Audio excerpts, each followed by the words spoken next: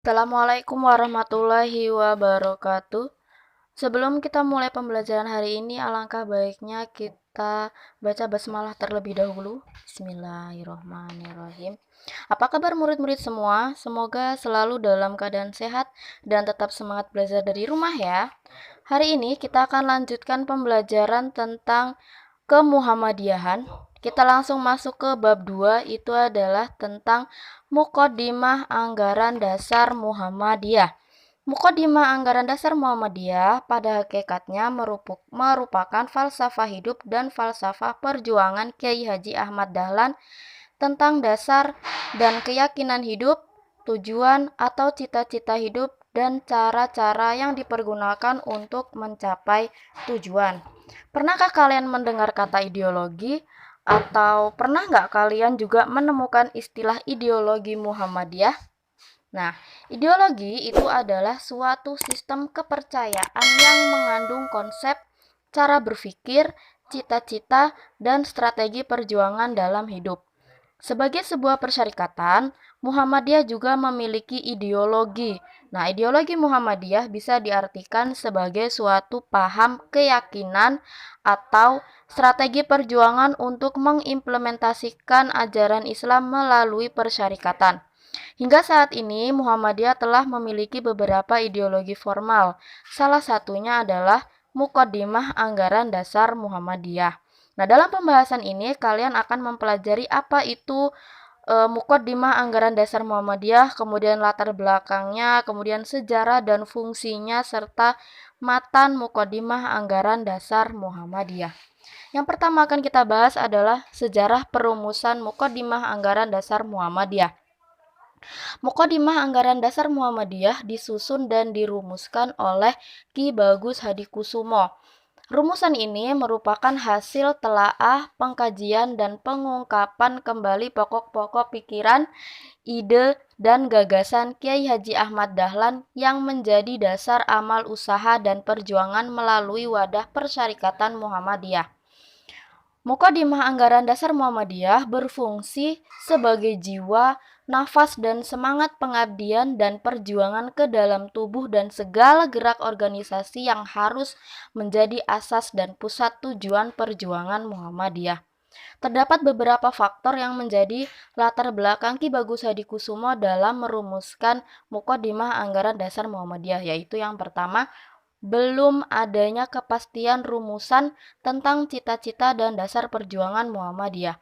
Kiai Haji Ahmad Dahlan mendirikan Muhammadiyah bukan didasarkan pada sebuah teori yang terlebih dahulu dikaji dan dirumuskan secara ilmiah dan sistematis. Ketika mendirikan Muhammadiyah, Kiai Haji Ahmad Dahlan cenderung berdasarkan pada pemahaman dan praktek agama serta apa yang telah diresapinya yang bersumber pada Al-Quran dan As-Sunnah. Pemahaman Kiai Haji Ahmad Dahlan tentang agama Islam inilah yang kemudian hendak diwujudkan dalam bentuk amalan nyatanya.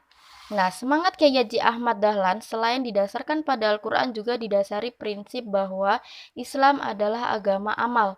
Nah, melihat prinsip yang dipegang oleh Kiai Haji Ahmad Dahlan ini, maka tidaklah heran jika beliau dikatakan sebagai ulama praktis. Dengan bahasa lain, beliau adalah seorang ulama yang lebih mengutamakan amalan nyata, bukan sekedar bertutur kata belaka. Beliau adalah manusia amal. Kemudian faktor yang kedua, kehidupan rohani warga Muhammadiyah menampakkan gejala menurun. Nah, kehidupan rohani yang menurun sebagai akibat dari terlalu besar mengejar kehidupan duniawi. Perkembangan masyarakat semakin maju, ilmu pengetahuan dan teknologi terus berkembang, sehingga mampu menyajikan hasil-hasil yang membuat manusia tercengang.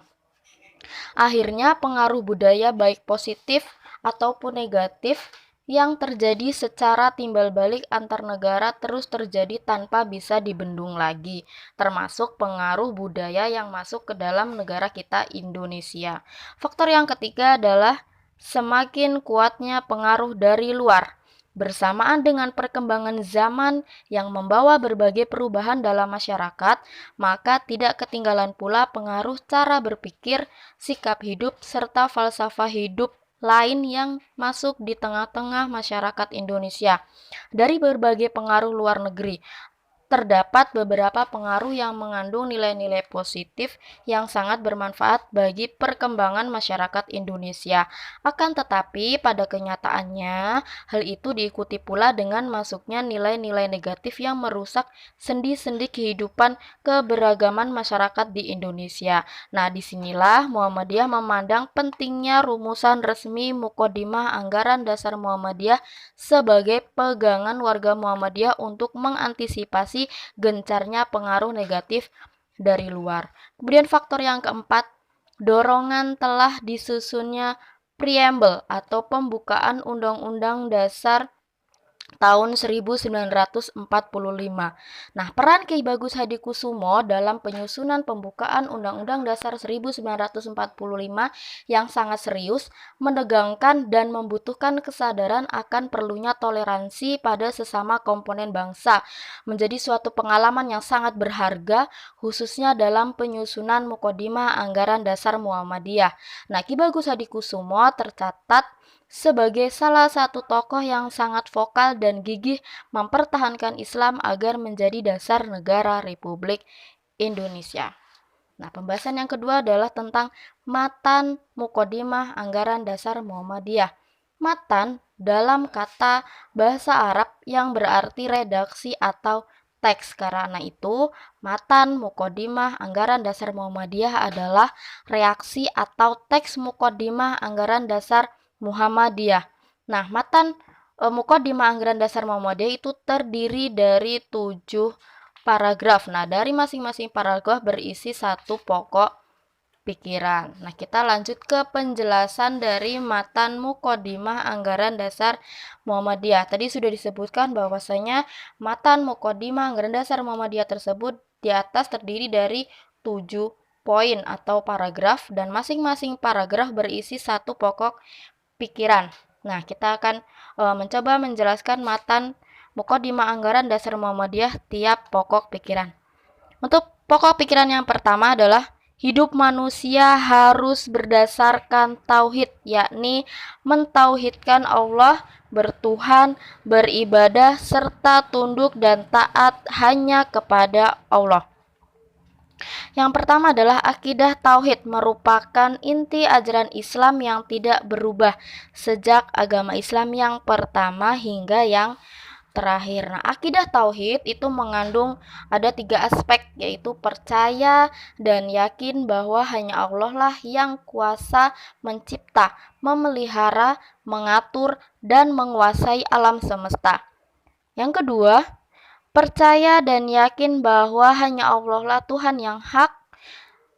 Yang ketiga, percaya dan yakin bahwa hanya Allah lah yang berhak dan wajib disembah.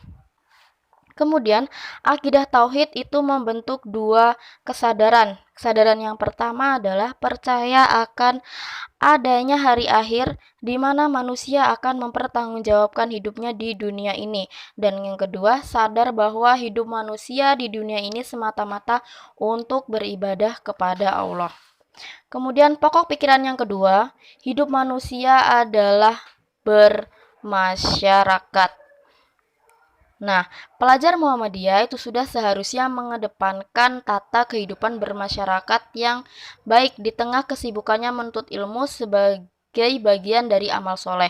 Berkawan dengan siapa saja boleh, namun tetap harus memiliki prinsip yang kuat sebagai seorang muslim sejati. Sebagai muslim sejati, pelajar Muhammadiyah tidak mau terpengaruh ajakan yang tidak bermanfaat, apalagi ikut-ikutan tren yang kurang baik. Nah, pelajar Muhammadiyah selain bergaul dengan siapa saja juga sangat ditekankan untuk menjalin silaturahmi yang kuat dengan ahli ilmu. Nah, mereka yang termasuk kategori ahli ilmu, diantaranya ada guru, ada ulama, dan tokoh masyarakat. Bergaul atau rajin silaturahmi dengan mereka itu diharapkan dapat membentuk dan membentengi pelajar Muhammadiyah sebagai pribadi muslim yang sebenar-benarnya. Kemudian pokok pikiran yang ketiga, hanya hukum Allah satu-satunya hukum yang dapat dijadikan sendi membentuk pribadi yang utama dan mengatur tertib hidup bersama menuju kehidupan bahagia sejahtera yang hakiki dunia akhirat. Nah, agama Allah Subhanahu wa taala yang dibawa dan diajarkan oleh semua nabi yang bijaksana dan berjiwa suci adalah satu-satunya pokok hukum dalam masyarakat utama dan sebaik-baiknya pendirian pokok pikiran ketiga ini lahir dan kemudian menjadi kokoh dan kuat sebagai hasil penelaahan dan pemahaman terhadap ajaran Islam dalam arti dan sifat yang sebenarnya. Nah, karena itulah pokok pikiran ini merupakan bekal keyakinan dan pandangan hidup. Agama Islam mengandung ajaran-ajaran yang sempurna dan penuh kebenaran, merupakan petunjuk dan rahmat Allah kepada manusia untuk mendapatkan kebahagiaan hidup yang hakiki di dunia maupun di akhirat. Kemudian, pokok pikiran yang keempat adalah berjuang menegakkan dan menjunjung tinggi agama Islam untuk mewujudkan masyarakat Islam yang sebenar-benarnya adalah wajib sebagai ibadah kepada Allah dan berbuat islah dan ihsan kepada sesama manusia. Setiap muslim harus mempunyai kesadaran terhadap kewajibannya dalam memperjuangkan tegaknya agama Islam dimanapun dan kapanpun. Hal ini sebagai bukti akan kebenaran iman dan keislamannya.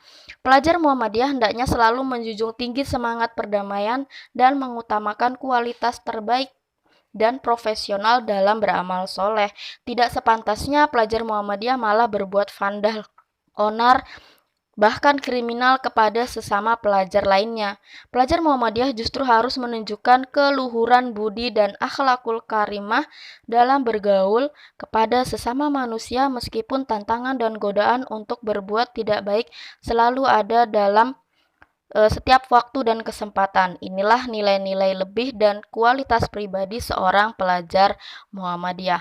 Pokok pikiran yang kelima adalah perjuangan menegakkan dan menjunjung tinggi agama Islam untuk mewujudkan masyarakat Islam yang sebenar-benarnya hanya akan berhasil bila dengan mengikuti jejak perjuangan Nabi Muhammad SAW. Nah, pokok pikiran kelima ini lebih membahas tentang bagaimana cara dan akhlak berjuang dalam menegakkan keyakinan hidup bagi seorang muslim. Tidak ada cara dan contoh yang patut dijadikan sebagai teladan dalam berjuang menegakkan agama Islam, kecuali harus mengikuti cara-cara perjuangan para nabi, terutama Nabi Muhammad SAW. Pokok pikiran yang keenam, perjuangan mewujudkan maksud dan tujuan tersebut hanya dapat dicapai apabila dilaksanakan dengan cara berorganisasi. Pokok pikiran ini menggambarkan betapa Muhammadiyah memerlukan alat perjuangan untuk mewujudkan pokok-pokok pikiran sebelumnya. Alat perjuangannya dimaksud adalah organisasi. Karena itulah pada tanggal 8 Zulhijjah 1330 Hijriah atau 18 November 1912 Miladiyah, Kiai Haji Ahmad Dahlan mendirikan organisasi Muhammadiyah. Sebagai gerakan Islam, persyarikatan ini disusun dengan majelis-majelis sebagaimana peredaran zaman serta berdasarkan syura yang dipimpin oleh hikmah kebijaksanaan dalam permusyawaratan atau muktamar. Nah, pokok pikiran yang terakhir atau pikiran yang ketujuh adalah seluruh perjuangan diarahkan pada satu titik tujuan, yakni tercapainya tujuan Muhammadiyah sebagai masyarakat Islam yang sebenar-benarnya. Berdasarkan pandangan di atas, maka dengan organisasi Muhammadiyah, mudah-mudahan umat Islam dapat diantarkan hingga ke pintu gerbang surga Jannatun Naim dengan keridhaan Allah yang Maha Rahman dan Maha Rahim. Nah, pada pokok pikiran ketujuh ini membicarakan tentang tujuan perjuangan persyarikatan Muhammadiyah. Muhammadiyah sebagai organisasi telah menetapkan bahwa segala gerak dan amal usaha yang telah dan akan dirintisnya harus senantiasa berorientasi pada pencapaian tujuan yang telah dicita-citakan sejak semula, yakni terwujudnya masyarakat utama yang adil, makmur, yang diridhoi Allah di mana kesejahteraan, kebaikan, dan kebahagiaan luas dan merata. Baik, cukup sampai di sini penjelasan bab 2 tentang Muqaddimah Anggaran Dasar Muhammadiyah. Semoga kalian bisa memahaminya. Ya, sebelum kita akhiri video ini, ada tugas yang harus kalian kerjakan, ada soal ya yang harus kalian kerjakan. Oke, selamat mengerjakan. Ibu akhiri. Assalamualaikum warahmatullahi wabarakatuh. Semangat ya.